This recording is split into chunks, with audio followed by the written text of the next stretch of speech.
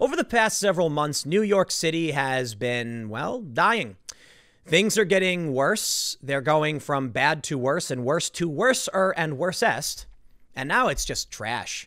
Protesters at NYC City Hall cover buildings in graffiti, barricade subways, leave piles of stinking trash, and throw dirty clothes over railings as they celebrate $1 billion being cut from the NYPD's budget. And like with most occupations, it's just going to devolve into a homeless camp. New York City, you now have another occupation. And for the most part, I'm fine with this. But you combine this with everything else, and New York City is a wasteland. You have a massive uptick in shootings, in crime. The police are being defunded. Maybe they can take that $1 billion from the police and put it into the MTA, which is also crumbling. The only problem, that tax revenue, maybe the reason they're pulling $1 billion from the NYPD isn't actually because of the protesters, but it's because people are fleeing New York. There's an exodus. And you can also thank Ocasio-Cortez for driving out 25 to 40,000 jobs with the Amazon factory HQ loss, not factory, headquarters. All in all, what do we have? People are fleeing New York City in major and massive numbers. Shootings are way up. A string of shootings across New York City leaves 1 dead, 10 injured as gun violence surge continues. That's just from today. It's just been going on and on and on. And then you add in the people demanding they strip more money away from the cops while everything's falling apart. And what do you get? If you still live in New York City, something's wrong with you. I'm sorry, man. I'm not trying to be mean because I know a lot of you probably do, but I got out a long time ago.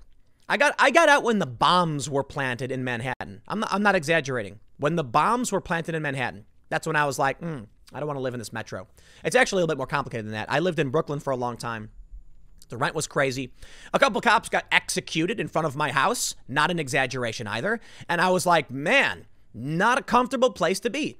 You're trapped in a cubicle, stacked on top of other cubicles. Everything smells like sour milk. Literally, I look out my window, I look to my right, and what do I see at the corner of the street? Down one street? Police barricades, the lights had been shut off, there's floodlights, 2 dead cops. Guy walked up, killed him. Yeah, not a fun place to be. So what did I do? I actually ended up moving down to Miami to try and, I'm going to try Miami. I wanted to get out of New York, but I worked for a company down there. Didn't work out. You guys are the whole fusion bit. So I came back and decided, well, I want to live in the New York metro, but not in New York because of this insanity, because of, what happened in front of my apartment, among other things. So I chose New Jersey, just on the other side of the river in one of these little New Jersey-ish small towns. And I lived there for a year. And while I was there, someone planted bombs in Manhattan. Not exaggerating. Quite literally planted bombs. And they blew up. And a lot of people got hurt. And I went down there and I filmed it. And I was like, man, this is crazy stuff. So I moved further south. And the craziness continued. And then I moved further south again. And I was like, I'm going to the bottom of this state, right? I'm going to southern Jersey. Now I'm in the Philly metro, basically. And I don't want to be here now either. It's continued to escalate, the craziness around cities, the riots. But we're talking about New York here. So I got out. A lot of people stayed. It's shocking me because people have this bias where they're like, oh, that was one time. It won't get worse. No, it's going to get worse. It's going to just keep getting worse. You got a story in New York State right now. Apparently, some young people went to a party. Then they got some letters sent in the mail, some emails or something, or phone calls. We want to contact trace you to figure out who you touched because of COVID. They ignored it. So now they're being subpoenaed and threatened with $2,000 a day fine. Why would you want to live in that horrifying place? How about this? Andrew Cuomo took people who had COVID and put them in nursing homes, killing old people. Yeah, the state is a disaster zone. Now we got photos. They say that the zone is dubbed Abolition Park by its occupiers, and it's now run down. Look at this. Oh, nasty, man. Let me tell you, man. I was down there for Occupy Wall Street, and it was bad. It really was. The city announced they were going to clear out Occupy Wall Street. I believe it was October 14th, 2011, because it was so filthy. So a bunch of activists showed up in the wee hours of the morning, and they cleaned everything. It was actually pretty amazing. It was actually pretty cool. A couple thousand people came. Everything got cleaned. They lifted stuff up. They hosed it all down. They did a pretty good job, and then the city backed off. Well, now you got the same problem starting to emerge. This is going to be a biohazard. I mean, this is a biohazard. Look at this. Protesters have been camped outside City Hall for more than a week now, as calls for widespread police reform and for the NYPD to be defunded escalated in the weeks following the Memorial Day murder of George Floyd. But I'm going to pause real quick to give a shout out to today's sponsor, BioTrust. Very simply, BioTrust is a collagen supplement. It's a vital protein your body needs. It helps with your ligaments, your skin, your nails, etc. Check out healthwithtim.com, or in the description below, you'll see the link, and you can get 51% off while supplies last. Full disclosure, I actually do use BioTrust. I have it right here. I showed this the last time I did a promo. It's got cat bites all over the top. I find that very funny, by the way, because apparently the cats like it. But look, I'll level with you. I'm a 34-year-old skateboarder, and I'm very concerned about my knees. So I'm definitely grateful that I can get something, a product like this, which will help keep my knees, my joints, skin, etc. healthy. If you want to learn more, check out healthwithtim.com. Again, 51% off while supplies last. But let's get back to the story. They've barricaded the subway. Brooklyn Bridge City Hall subway station was barricaded with wooden crates, metal railings, and other debris. Why? It looks like the gate might be closed already, so maybe they're trying to prevent. No, I don't know. This is weird. The sign says, "It is our duty to fight for our freedom. It is our duty to win. We must love and protect one another. We have nothing to lose but our chains." Interesting. And it says abolition is justice. Here you can see people have started setting up camps and tents and clothes. There's a towel drying right here. That's amazing. On Thursday, the campsite's image of an organized occupied protest was a thing of the past. Clothing and sheets were flung over railings in the street, while graffiti demanding justice and slamming law enforcement was scrawled on the pavements. Brooklyn Bridge City Hall subway station was barricaded with wooden crates, metal railings, and other debris, blocking commuters coming and going into the city. Some protesters were pictured looking settled in on chairs, while others perched on grass now littered with rubbish bags and towels. The City Hall building itself was barely recognizable compared to a week ago, with graffiti scrawled across the walls. Yeah, this is weird and kind of gross. Yeah, it's kind of sad, man. Here's a sign that says the people demand America end qualified immunity, Civilians Defense Act, divest the police, invest in black, and end petty crime arrests. They've even graffitied up. Wow, this is City Hall building just covered in graffiti. There's a pig graffiti there, a couple of it. I'm impressed with the clothes they've just hung up over everything. Look, man, I was down there for Occupy Wall Street. Initially, they didn't have tents because as soon as anybody would try to set up a tent, the cops would come in and just tear it down. Someone then set up, I think it's called a sukkot hut. I could be wrong, but it was like a prayer hut, I believe, for Judaism. I'm not entirely sure. And the police couldn't actually take it down because it was religious. As soon as that went up, tents started to emerge. And the occupiers actually stayed there into early November. It was really weird. October, it was like snowing and cold, and it was just really awful. They were giving out like Mylar blankets. They're like the thin, metallic material. It was very filthy. It was very, very filthy.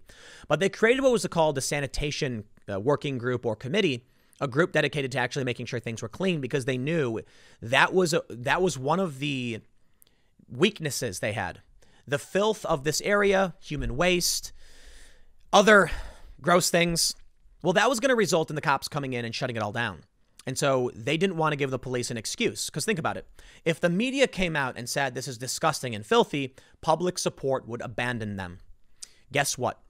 Today, everything is so hyper-polarized, the media is actually on their side. No one's going to call this out. Of course, the Daily Mail writes about how gross it is, but they're not going to care because the police will not have any public support from anyone, which means they have no incentive to actually clean up. But anyway, we get it. It's a disgusting mess down there. Sure, I'm sure there's going to be some activists who try to clean things up and try to make it at least somewhat sanitary, right? But in the end, what do we really have? It's not been 10 years and another occupation has formed. But more importantly, the city itself seems to be just completely falling apart. There was, I think it may have been the commissioner who said that a storm was coming because crime is skyrocketing. Shootings are skyrocketing. Yep. With all this graffiti, with the slashing of the NYPD budget, with the mass exodus, it kind of feels like New York is going back to the way things were in the 80s, which is very interesting. You know why? Legend has it, I'm being facetious, that New York was a crime-infested wasteland until Donald Trump saved it. I'm not kidding.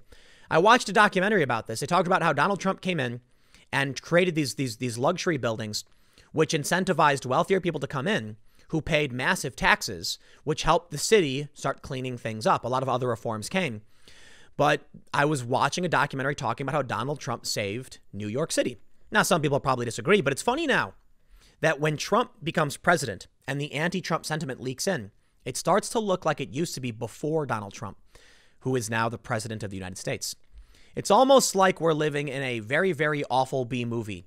The plot just seems obvious. I don't know. Just weird in every respect. The city is now covered in graffiti in certain areas. Crime is skyrocketing and people are fleeing because things are getting really, really bad. As more people flee, there will be less taxes. With less taxes comes less services. With less services comes more protests. Because of the austerity measures that will invariably be put in place because of a loss of revenue, far-left activists will start making more and more demands. Money will be stripped from the NYPD, which will result in more crime, which will result in more graffiti and destruction and vandalism. More people will leave, which will result in less tax revenue. Long story short, it seems like New York is entering the toilet flush whirlpool. It's dominoes falling over. That's only going to lead to more destruction. And everything that happens in New York will now lead to things getting worse. It's possible things can be reversed. I'm not going to pretend like New York is just going to completely fall into the gutter. But with as bad as things have been, with the riots, with now this occupation and the crime, it seems like no one's going to want to live there. Not only that, but COVID. I mean, it's the epicenter. It really is. So people are going to move to remote areas. They're going to work remotely, and New York doesn't need to exist anymore. People have asked, what does New York really produce? And my response is, it is an intelligence hub for major corporations. But it doesn't need to be. The idea before was you could live in proximity and there was a nightlife and it was fun. You like to live in the city, but now people don't. This could be the end of New York City, at least as we know it. And to be honest, could be the end of most big cities. They'll spread out. I guess we'll see. Stick around. Next segment is coming up tomorrow at 10 a.m. and I will see you all then.